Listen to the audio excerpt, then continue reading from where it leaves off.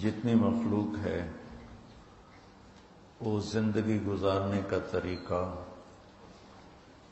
ماں کے پیٹ سے سیکھ کر آتی ہے. ہر مخلوق. ربنا الذی اعطى كل شيء خلقه ثم هدى. رب وہ ہے جس نے ہر چیز کو پیدا کیا اسے ہدایت. تو دنیا میں جتنی مخلوقات ہیں، نباتات ہیں، حیوانات ہیں، پرندے ہیں، انہیں صحیح طریقہ زندگی گزارنا سیکھنا نہیں پڑتا. ان کا آٹو پہ چل رہا ہے سارا. جس جانور نے دودھ دینا ہے وہ آٹو پہ لگا ہوا ہے، اس نے دودھ دینا ہے. جس نے بچہ دینا ہے، کس نے انڈے دینے ہیں، کس کے منہ میں زہر بنے گا، کس کے پنجے ہوں گے، کس کے نوکیلے دانت ہوں گے، کس کے پر ہوں گے، کس نے گوشت کھانا ہے، کس نے پتے کھانے ہیں، کس نے کیڑے کھانے ہیں. ایک کتا نما جانور چونٹیاں کھاتا ہے، چونٹیاں. تو اس کو اتنی طاقت اللہ نے دی ہے کہ وہ زمین کو سونگھتا جاتا ہے. تو جہاں نیچے چونٹیوں کا گھر بنا ہوتا ہے وہاں وہ کھدائی کرتا ہے اور پھر اپنی زبان سے چاٹ چاٹ کے وہ چونٹیاں کھاتا ہے. سی برفانی ریچھ ہے انٹارکٹیکا میں، وہ وہاں کا جو عجیب سا جانور ہے پانی کا وہ اسے کھاتا ہے. وہ اوپر برف جم جاتی ہے تو برف کو سونگھتا ہوا جاتا ہے اور نیچے تک اس کا ناک خوشبو کو محسوس کرتا ہے اس جانور کی، اور برف کو توڑ کے نیچے منہ مار کے نکالتا ہے. تو اسی طرح ہر مخلوق کو اللہ تعالیٰ نے اپنی زندگی گزارنے کا صحیح طریقہ آٹو پہ لگا دیا. انسان کا چونکہ پیپر ہے، یا یہ آخرت میں ناکام ہے یا کامیاب ہے، تو اس کے اندر دونوں سسٹم چالو کر دیے. یہ باہر سے لیتا ہے. اللہ تعالیٰ نے ہمیں یہ جو کتاب نصیب فرمائی ہے ہمارے نصیب میں، ان ھذا القرآن یہدی للتی ہی اقوم، کیسے زندگی گزاریں کہ دنیا میں بھی کامیاب ہو جائیں، آخرت میں بھی کامیاب ہو جائیں. تو قرآن کا دعویٰ ہے کہ میں تمہیں وہ راستہ بتاؤں گا جو سب سے صحیح اور سیدھا ہوگا. اس کتاب کے علاوہ کائنات کی کوئی کتاب نہیں جو یہ دعویٰ کر سکے. حدیث پاک قرآن ہی کا حصہ ہے کہ قرآن کی تعبیر، تشریح میرے نبی پاک صلی اللہ علیہ وسلم کی زبان سے نکلے ہوئے کلمات ہیں. لہذا قرآن اور حدیث کا تو ایک ہی حکم ہے. تو دونوں مل کر یہ دعویٰ کرتے ہیں کہ اگر یا ابا سفیان، میرے نبی کی حدیث یاد آ گئی اس آیت کی مناسبت سے. قرآن کہتا ہے ان ھذا القرآن یہدی للتی ہی اقوم. صرف ان ھذا، صرف یہی قرآن تمہیں راستہ دکھاتا ہے جو سیدھا ہے اور کامیابی تک لے جاتا ہے. اسی کو میرے نبی نے یوں بیان کیا، یا ابا سفیان جئتکم بکرامت الدنیا والآخرہ. ابو سفیان جئتکم بکرامت الدنیا والآخرہ، میں تمہارے پاس دنیا اور آخرت کی عزتیں لے کر آیا ہوں، کامیابیاں لے کر آیا ہوں. تو وہ آیت اور یہ حدیث مل کر ایک تصویر پیش کر رہے ہیں کہ کامیاب زندگی گزارنے کا طریقہ کہاں سے ملے گا. کسی کالج سے نہیں، کسی یونیورسٹی سے نہیں، انسانی علوم جو بے شمار بن چکے ہیں اس میں نہیں، بلکہ یہ اللہ کے بھیجے ہوئے علم میں، جس کو اللہ کہتا ہے انہ لقول فصل وما هو بالحزل. یہ فیصلہ کن ہے، اس میں کوئی تبدیلی نہیں آ سکتی. تفصیل الکتاب لا ریب فیہ، الف لام میم ذالک الکتاب لا ریب فیہ لا یاتیہ الباطل من بین یدیہ ولا من خلفہ. اس کو کسی طرف سے بھی کوئی غلط چیز اس کے قریب سے بھی نہیں گزر سکتی. اس کے اندر کہاں سے آئے گی، اس کے قریب سے بھی نہیں گزر سکتی. تو اللہ نے اس امت پہ فضل فرمایا، اس نے اپنے قرآن کی حفاظت کی. اور اپنے نبی کے فرمان کی حفاظت کی. ہم تک کسی نبی کی امت نے نہ اپنی کتاب کی حفاظت کی، نہ اپنے نبی کے فرمان کی حفاظت کی. ان انبیاء کے فرمان تو ہے ہی نہیں ان کے پاس. جو کتابیں ہیں وہ ٹرانسلیٹڈ ہیں، وہ پتہ نہیں ہے کہ اس کی اصل کیا ہے. ترجمہ سامنے پڑا ہوا ہے، اس ترجمے کا کیا اعتبار ہے کہ یہ اسی کتاب کے مطابق ہے جو عیسیٰ علیہ السلام پر آیا تھا، پر اتری تھی. تو صرف یہ قرآن میدان میں ہے کہ اللہ تعالیٰ نے خود اس کی حفاظت کا ذمہ لیا. یہ واحد کتاب ہے دنیا کی جو بغیر سمجھے یاد کی جاتی. کتنی عجیب بات ہے، چونکہ ہمارے ماحول میں ہے تو ہمیں پتہ نہیں چلتا. جس چیز کو انسان سمجھتا نہ ہو اسے یاد نہیں کر سکتا، دل ہی نہیں لگتا یاد کرنے. اور جس چیز کو سمجھتا ہے اسے یاد کرنے میں دل لگتا ہے. ایک 7 سال کے بچوں کو کیا پتا میں کیا پڑھ رہا ہوں کیا نہیں پڑھ رہا ہوں، یہ کیا ہے، اور وہ یوں یاد کرتا ہے کہ اوپر سے نیچے پڑھتا ہے، نیچے سے اوپر پڑھتا ہے. وہ جو کراچی کے حفاظ، وہ کیا ہے، وہ تو کوئی اللہ پاک کا معجزہ ہے، کرامت ہیں کہ ایک لفظ بتاؤ تو آگے پڑھ دیں گے، پیچھے پڑھ دیں گے. والناس سے شروع ہو کر الف لام میم تک چلے جائیں گے، الف لام سے شروع ہو کر والناس تک چلے آئیں گے. ایسا دنیا میں کہیں کسی کتاب کے ساتھ نہیں. تو میرا دکھ یہ ہے کہ امت نے قرآن بھولا دیا. میں نے شیخ الہند جو علماء دیوبند کے سب کے استاد اور اس دیوبند مدرسہ کے پہلے شاگرد ہیں، 1864 میں دیوبند کی بنیاد رکھی گئی. اللہ تعالیٰ ان علماء حقانی کو جزائے خیر عطا فرمائے. انگریز کی محنت تھی کہ انڈیا کو اسپین بنا دیں. جیسے اسپین سے اسلام کا نام مٹ گیا. 800 سال کی حکومت کے بعد اسپین میں اللہ کا نام لینے والا ایک نہ بچا، ایک. ایسے انہوں نے دھو کے رکھ دیا.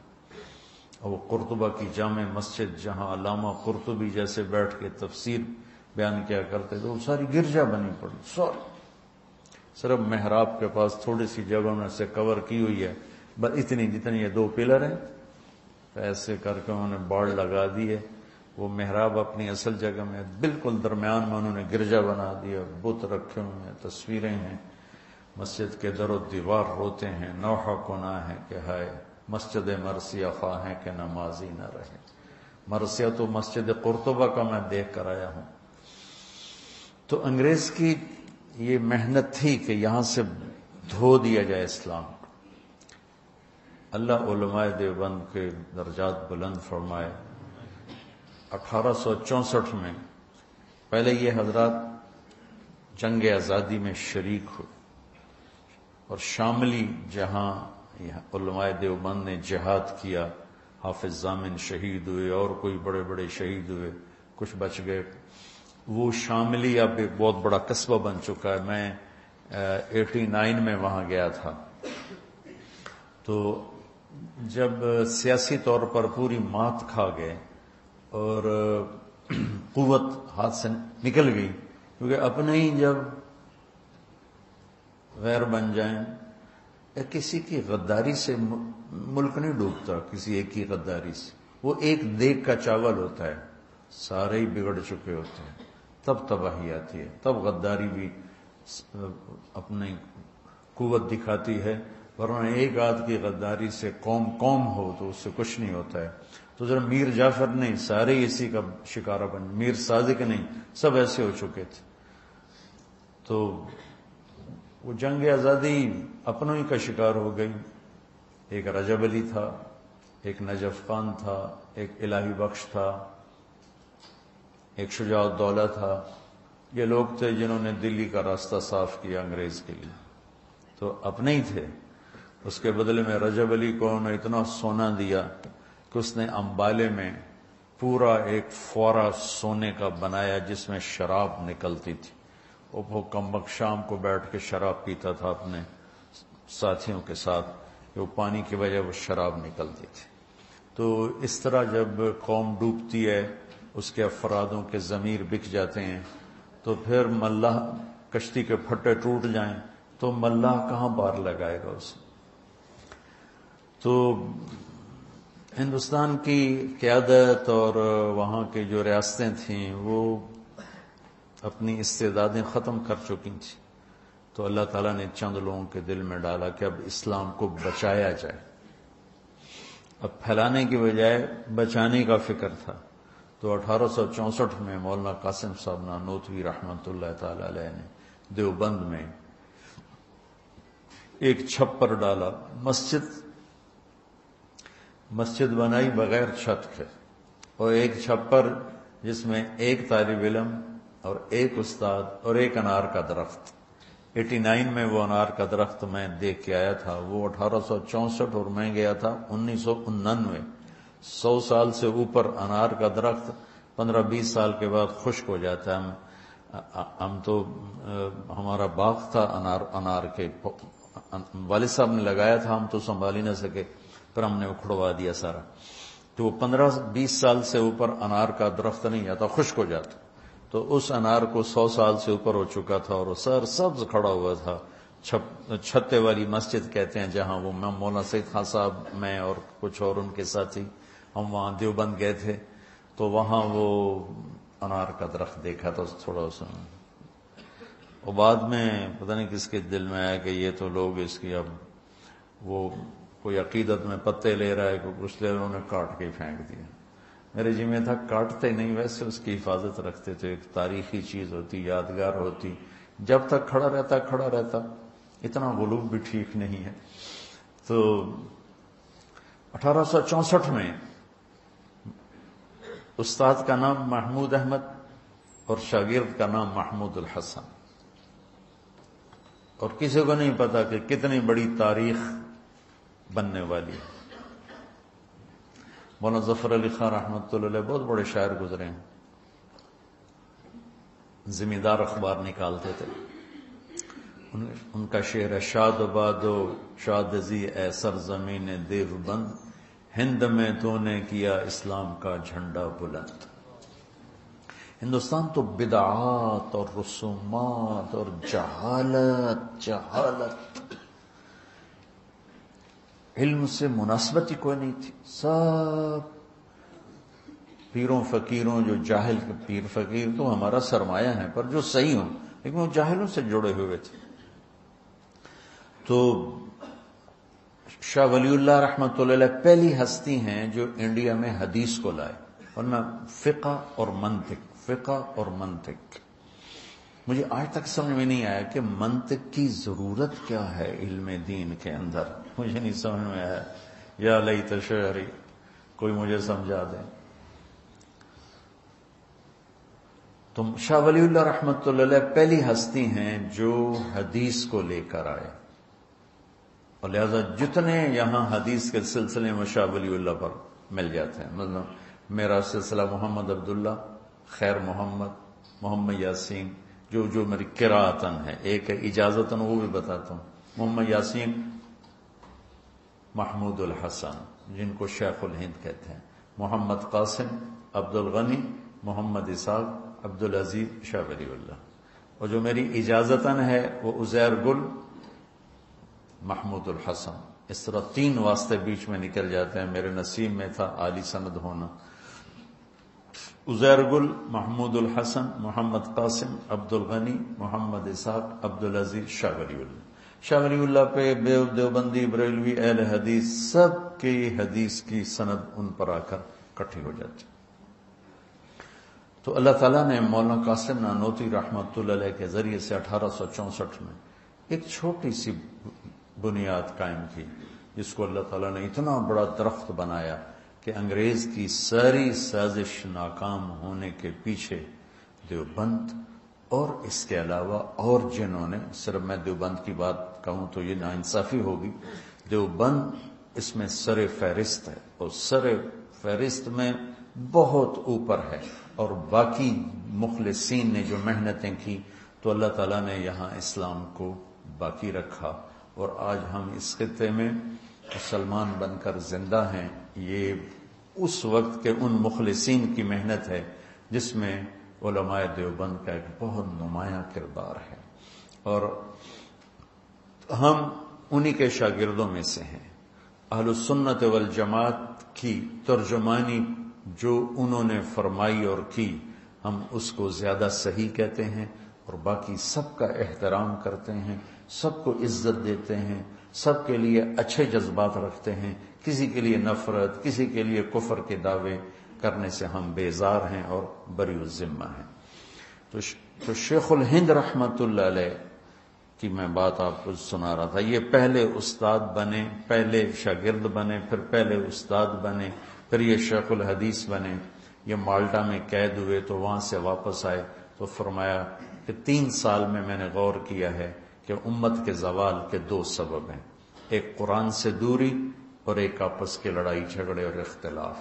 تو میری اب بقایا جو زندگی ہے، میں قرآن کی تعلیم کو عام کروں گا اور امت کو امت بناؤں گا۔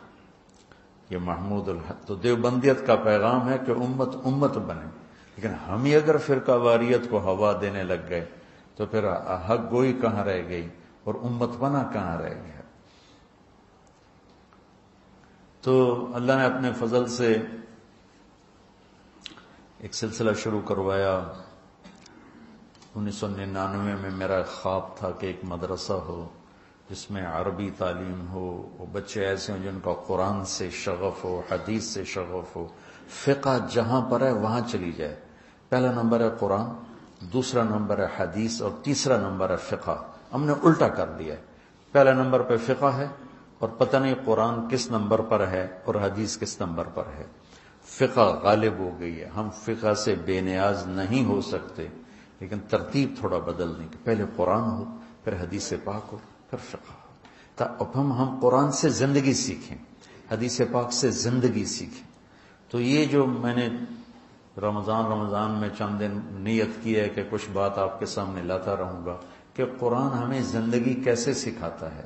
میں اس طرح میں پورا قرآن نہیں بیان کر رہا نا، میں اتنا بڑا علامہ ہوں کہ پورا قرآن بیان کروں، جو اس میں سے زندگی کے درس اور سبق ہیں وہ آپ کو بتانا چاہتا ہوں۔ جو کل ہم بات کر رہے تھے، ہن لباس لکم انتم لباس لہن، اس پر بات چل رہی تھی۔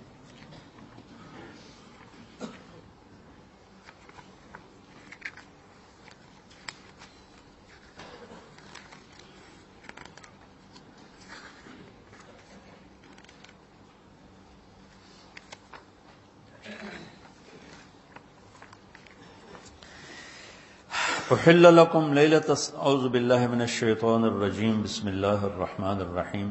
احل لکم لیلۃ الصیام الرفث الی نسائکم ہن لباس لکم وانتم لباس لہن، علم اللہ انکم کنتم تختانون انفسکم فتاب علیکم وعفا عنکم فالآن باشروہن وابتغوا ما کتب اللہ لکم وکلوا واشربوا حتی يتبين لكم الخيط الأبيض من الخيط الأسود من الفجر ثم أتموا الصيام إلى الليل ولا تباشروهن وأنتم عاكفون في المساجد تلك حدود الله فلا تقربوها كذلك يبين الله آياته للناس لعلهم يتقون۔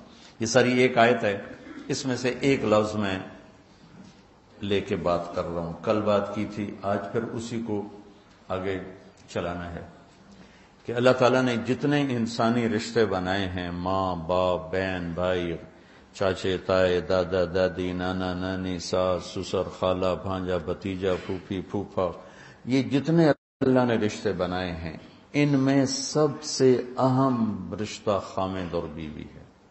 سب سے اہم رشتہ خامد اور بیوی ہے، سب سے قریب ترین رشتہ خامد اور بیوی۔